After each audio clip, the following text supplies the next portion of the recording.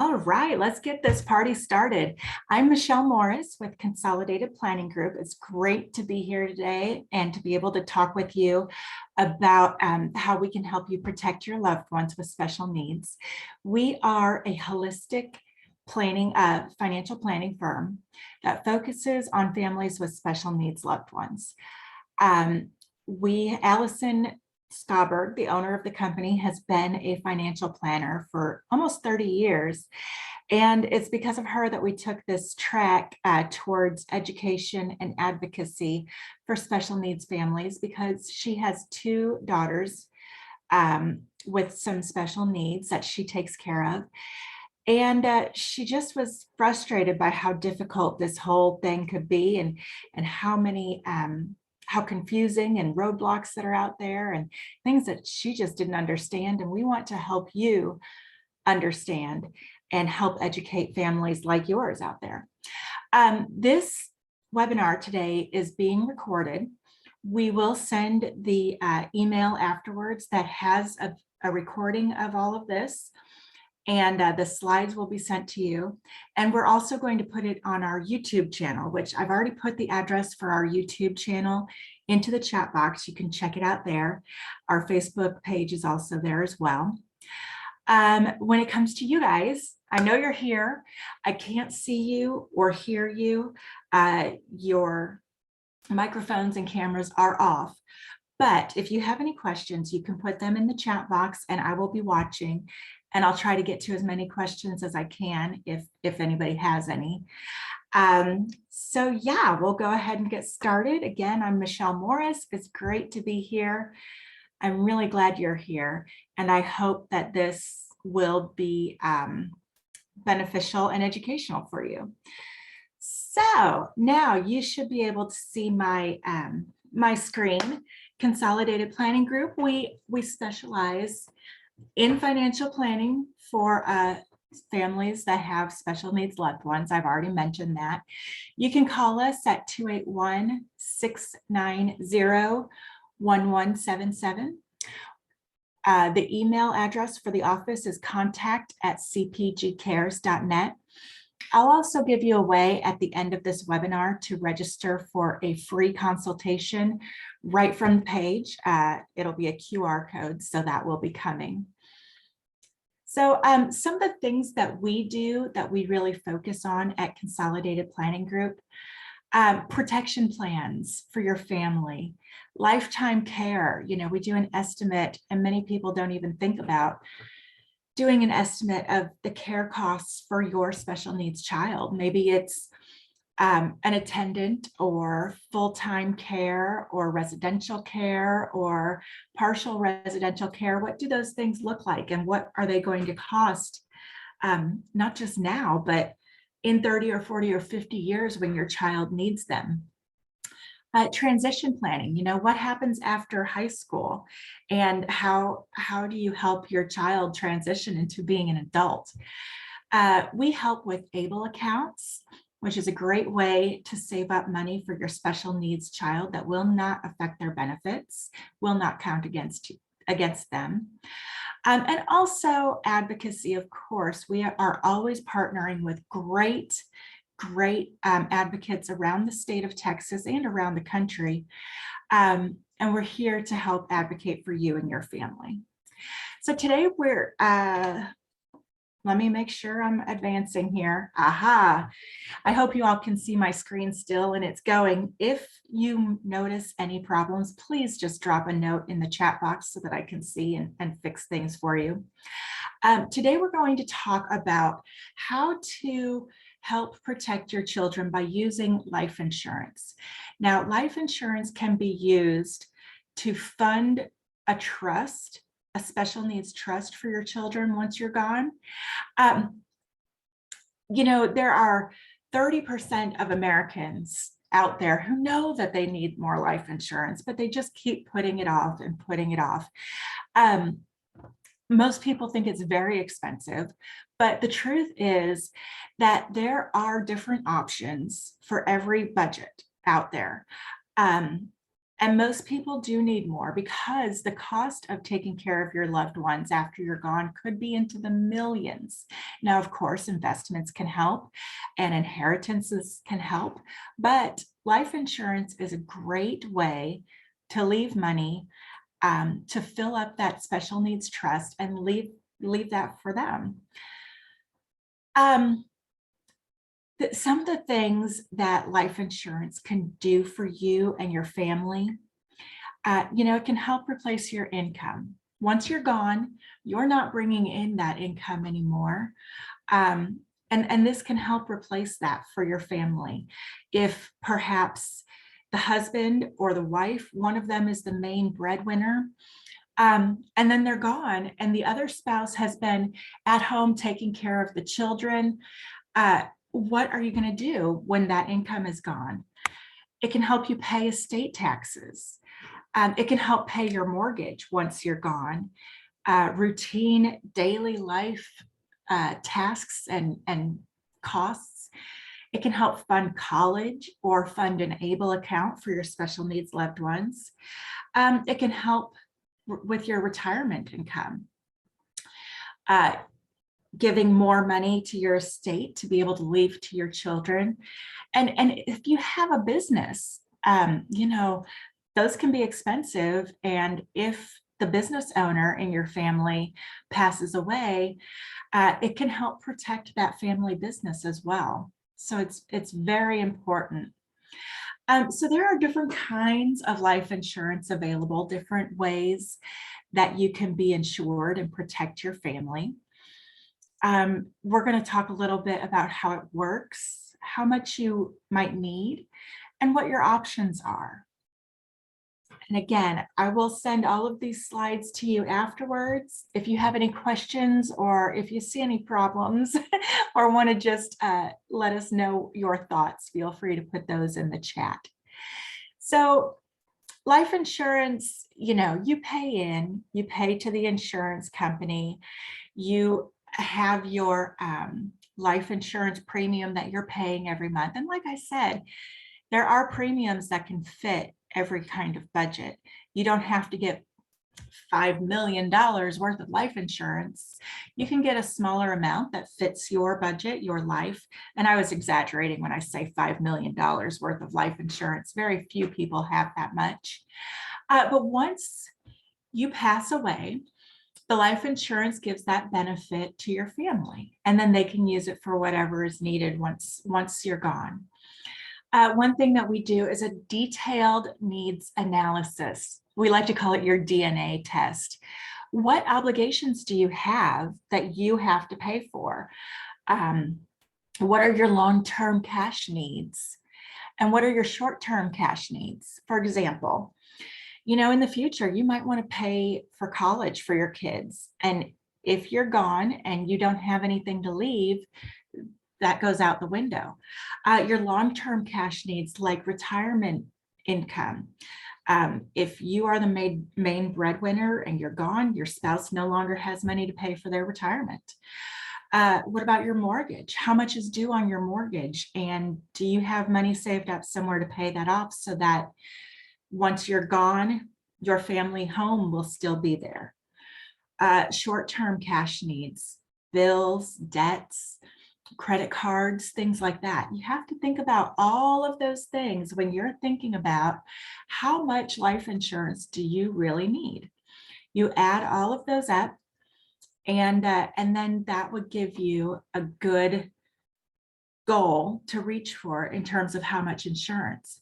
And another thing, as a loved one, as a family with a loved one who has disabilities or special needs, you want to think about their future care. That can be very expensive. So we look at your needs, your obligations, and your liquid assets. If you're thinking that it's okay to sell the house once I'm gone, well, then we can use that. We can take that off of how much life insurance you need, but we would help you determine a good number for that.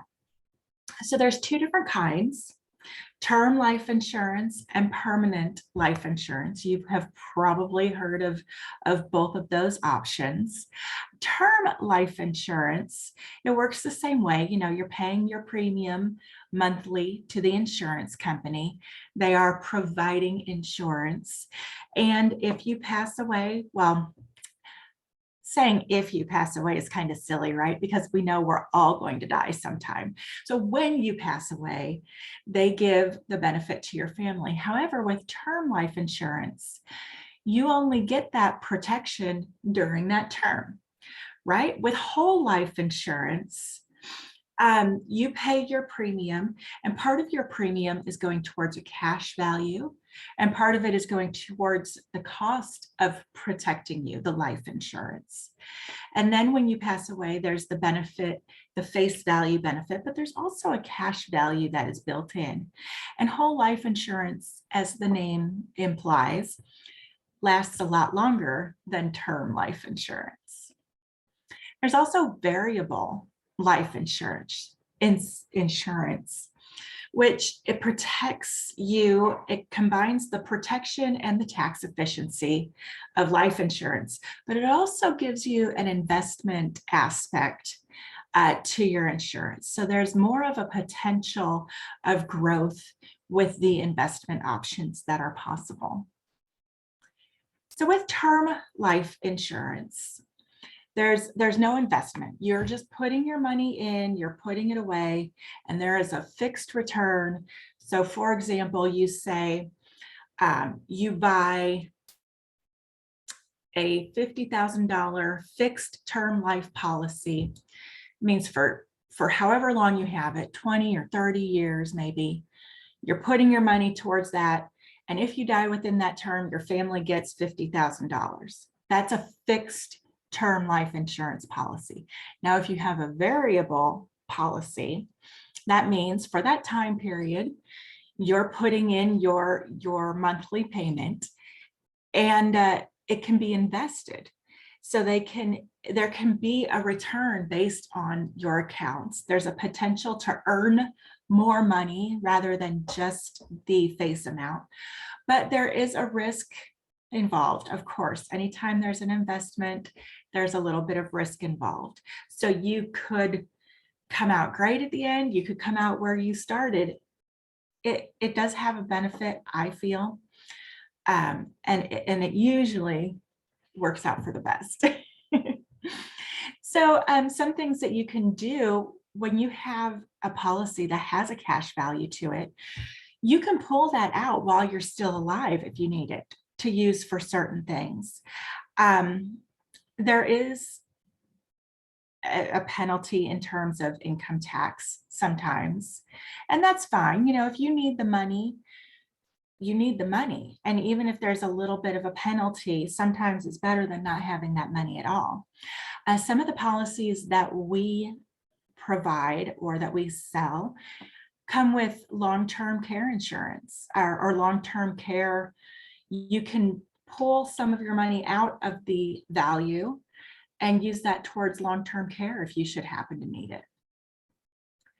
So it's really important that people understand, one of the things about a special needs trust is that you can use your life insurance kind of as another asset class to fund that special needs trust for your child. You can have it a testamentary trust, which would be written into your will, where it says that, upon my passing, my life insurance proceeds will go to my child, John Smith's, or the special needs trust on behalf of my child, John Smith.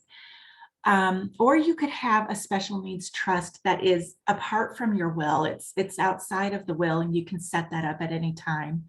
If you have perhaps an aging parent or grandparent who has passed away and left your child some money, you could leave it that way as well. Whoops. So really, what's important to know is that you can use life insurance to plan for the unexpected, and it's there for you. It doesn't have to be very expensive. and we can help you. Someone asked in the chat box, and maybe some of you are thinking about this question. So thank you very much for posting this question. What is the best way to shop around for the best deal on life insurance to fund a special needs trust? So we can definitely help you with that. We talk with clients every day and help them look for life insurance that fits their family. We can price it out for you and give you estimated pricing based on your general health, your age, height, weight, what prescription you're on, things like that. We can give you a quote, just make an appointment with us. Once you decide that you would like to apply for life insurance, we ask you to fill out a questionnaire that gives us all the information we need for your application.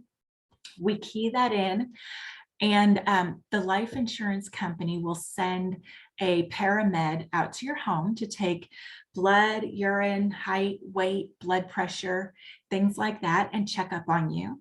They do check your medical records, so there's no hiding, previous illnesses or anything like that. And then they make an offer to you. It's kind of like when you're purchasing a house. You say, okay, yes, I want to know more about this. Here's my information. They say, well, here's our offer. We'll give you a preferred rate at this price for this insurance, and you can say yes or no. You're not obligated until you decide yes, you want to move forward with that, and put down that first month's payment. Typically, of course, they want a canceled check. They want access to just pull the payments out, which most people have no problem with.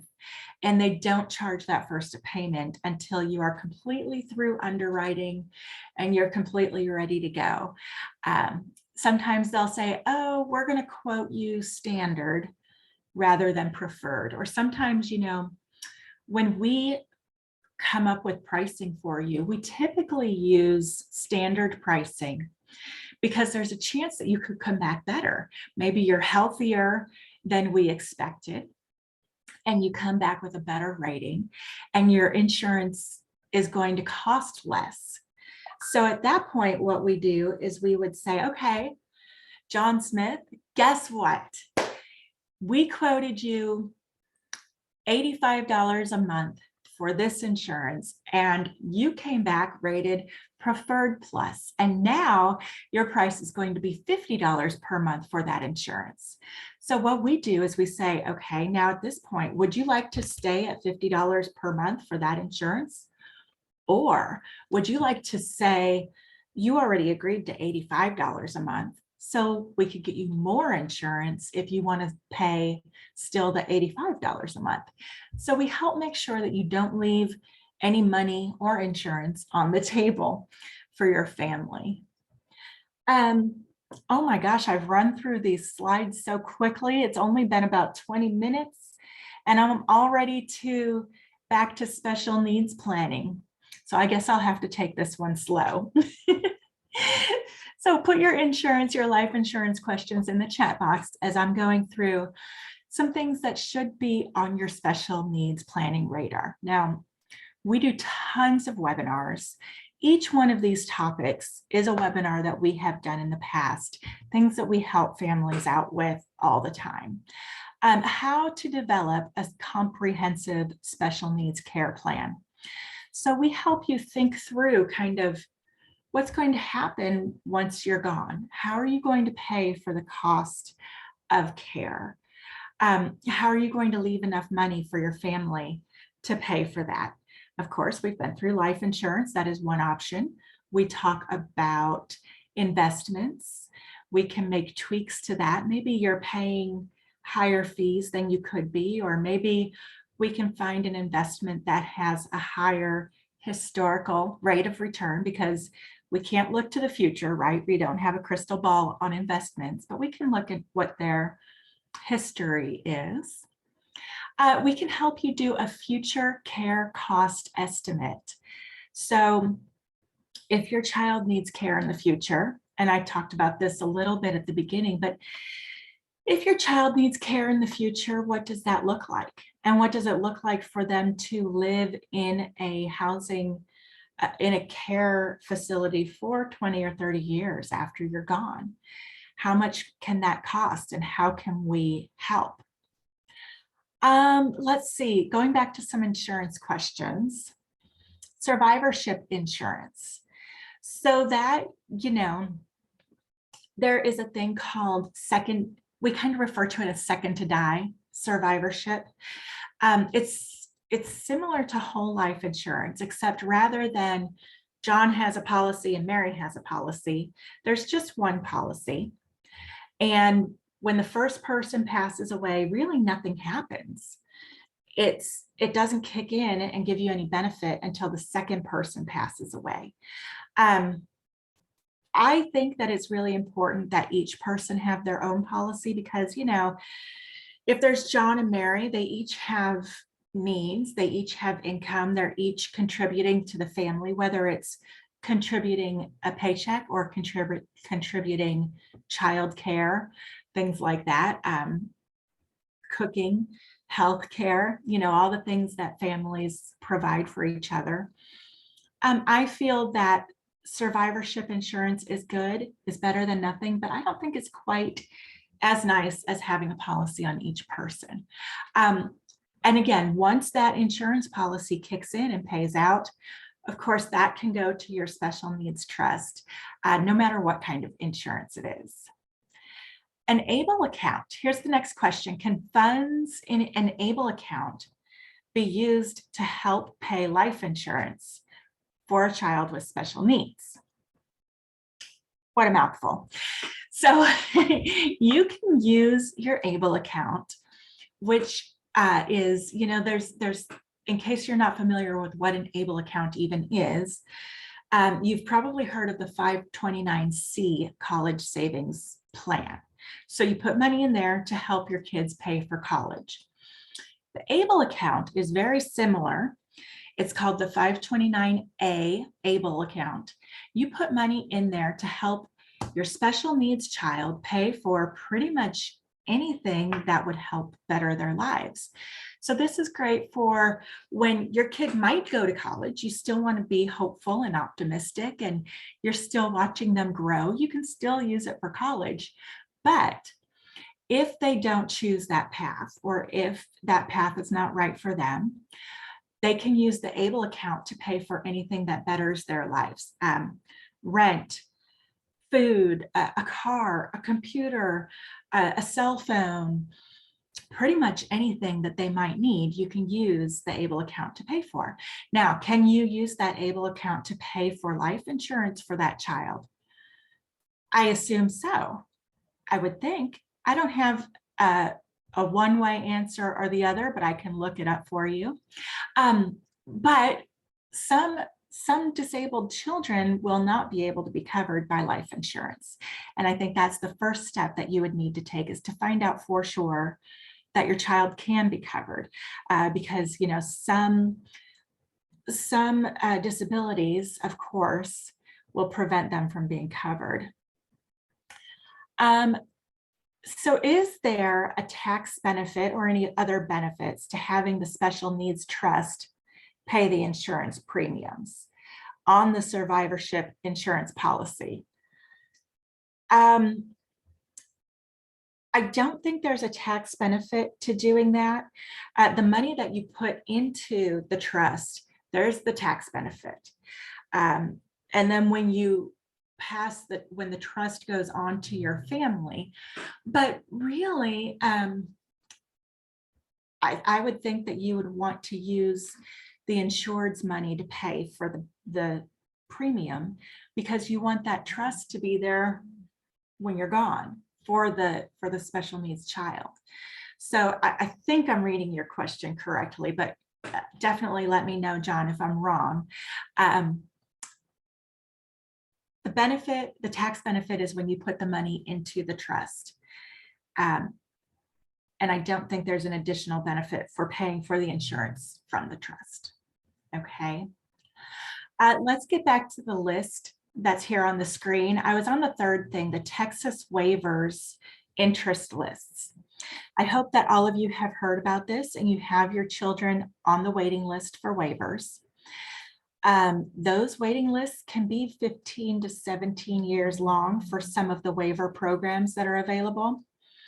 If you're not familiar with what I'm talking about, feel free to reach out to us, let me know, and we will help you make sure you're on the list for these waivers. They can be very, very beneficial in paying for therapies, supplies, housing, a lot of things. They can kick in and really help a family. They can even help pay for respite care or attendant hours. Very important that you're on those lists. SSI and SSDI, these are things that we help people with. So there is a difference.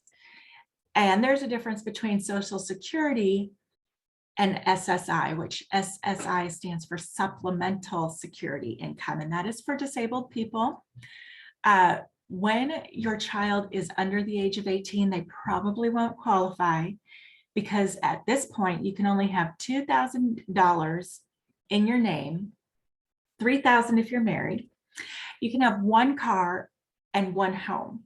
So as an adult, as a parent, you probably won't qualify, but when your child turns 18, they will be able to qualify on their own for SSI. So we can help you make sure that you have things in place lined up correctly so that they can qualify for that when they turn 18. ABLE accounts, we've spent some time today talking about ABLE accounts. We can help you set that up. We go through usually go through a company called American Funds. Different states have ABLE accounts, and there's a lot of options out there. Just like life insurance, it can be a little bit daunting shopping around and finding things out for yourself, but we can help. Beneficiary designations, that's something I want you to think about as well. Beneficiaries. As I mentioned, if your child has more than $2,000 in their name after they turn 18, they will not qualify for the benefits that they should. So you have to make sure that you're not leaving your child as a beneficiary on any of your accounts. Now think about all those things that has a beneficiary, maybe obviously your life insurance, your investments. Sometimes a mortgage has a beneficiary on it. Your bank accounts, they might have a transfer on death policy to them. And that means that on your death, your bank account will transfer to your beneficiaries. But again, it cannot be in your child's name. It must be to the special needs trust so that it won't ruin their benefits. Child support is something that we talk about sometimes. I don't know, I hope that none of you are in the situation where you've been through a divorce, but if there's child support after your child is 18 years old, again, that needs to go to the special needs trust because that money will be counted as income for your child. Thinking about residential facilities, living facilities, housing once you're gone. Where is your child going to live? There can be waiting lists for those as well. And there are a lot of opportunities out there, a lot of great places. We had a residential panel just a couple weeks ago, a webinar that was very well attended because so many people have questions. But you might want to start touring those residential places because there could be a waiting list that you'll have to get through. What about things like guardianship, partial guardianship, power of attorney, healthcare power of attorney, even supported decision-making for your child? You want to think about those things. You can start the guardianship process when they're within 6 months, of turning 18. But you can also get power of attorneys and a healthcare power of attorney lined up when they're 18. And it's really important because even for me, so my boys are 18 and 21. They do not have special needs, but if one of them were to get into an accident or have some kind of mental breakdown, they're at an age where they're not required to call me anymore. And I mean, these are still my babies, even though they're 21. For my older son is 21. He's in Chicago in college. And if something happens to him, and I don't have any healthcare power of attorney or anything like that, what would happen? The same thing kind of goes for beneficiaries. I mean, my 18-year-old is brilliant. Of course, he's smart, just like all of your kids, and he would never make a bad decision, right? But if my 18-year-old were to be my beneficiary on my life insurance policy and I passed away tomorrow, I would expect that he would have a bunch of really cool cars. I'm not sure he would be able to pay for food, but he would have a lot of great cars. So you want to think about your children, whether they have special needs or not. Should they really be beneficiaries right now? Should they really not have a power of attorney if they're over 18? You still need to kind of be in control of your families. We also help people, feel free, like I said, put your questions in the chat if you have any questions about any of this other stuff that I'm bringing up. Post-high school options, educational options, transition programs. There are programs out there that can help children prepare to be in the workforce. Maybe they need some extra training. Maybe there's a barrier to them getting a job. There are programs out there that can help with that, and we can help you find them. This is our team. There's Allison and Jeff. They are the owners of the company. And then there's myself and my husband, Andy. So it's two husband and wife teams. We're truly family focused and kind of a boutique style firm. We're independent. We can play with all the big dogs, but we're not forced to only stick with one. We are members of the Special Needs Planning Academy. And we are also National Social Security advisors. So in addition to all of the other licenses and certifications that any other financial planner has, we keep up to date with those things as well to make sure that we can serve our clients.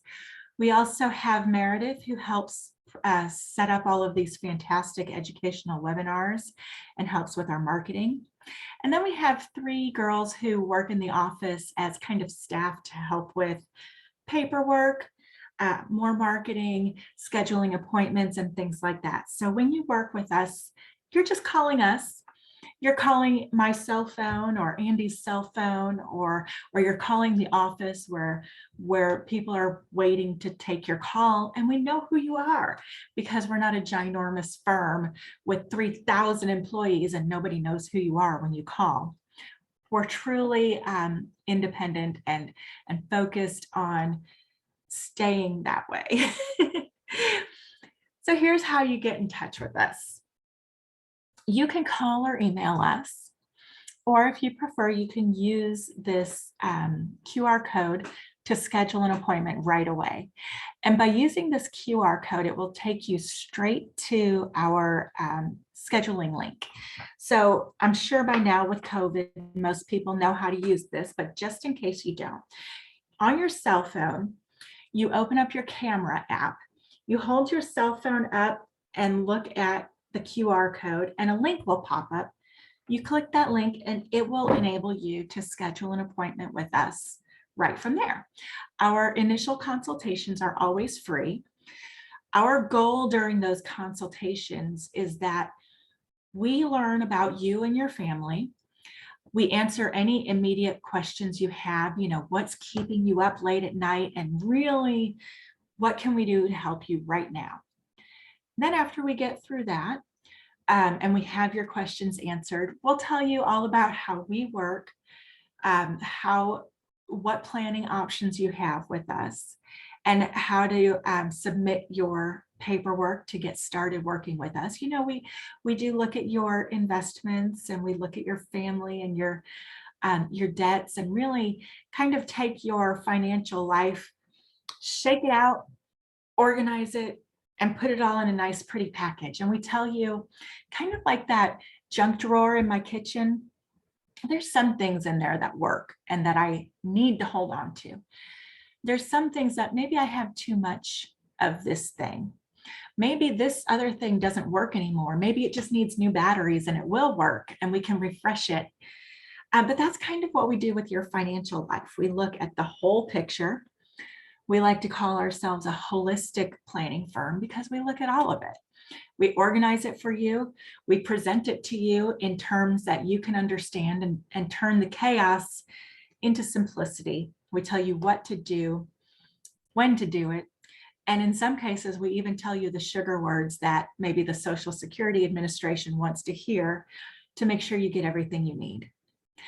Again, here is our Facebook link and our YouTube channel link. I put those in the chat box. If you scroll up to the top, you can click right on those.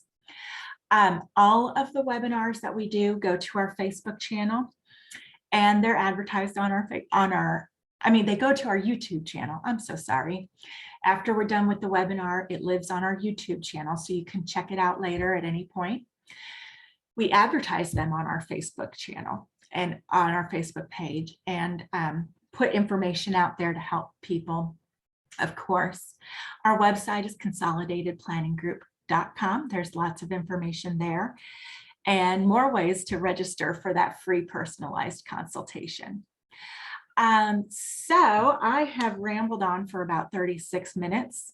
We usually give an hour for this one, but I think maybe I talked too fast, or maybe there just wasn't too many questions or too much to go through. But if you do have any further questions, or if I've left a question unanswered, please feel free to reach out. I guess with that, unless I see anything else pop up in chat, I will just let you go. Enjoy the rest of your lunch hour. I don't know, some people might have to get back to work, and some of you might be able just to enjoy the rest of your day. Okay, no more in chat. Okay, fantastic. Enjoy the rest of your day. Thank you again for being here. I'm Michelle Morris, and it has been lovely spending these 40-ish minutes hanging out with you today. Thanks a lot. Bye-bye.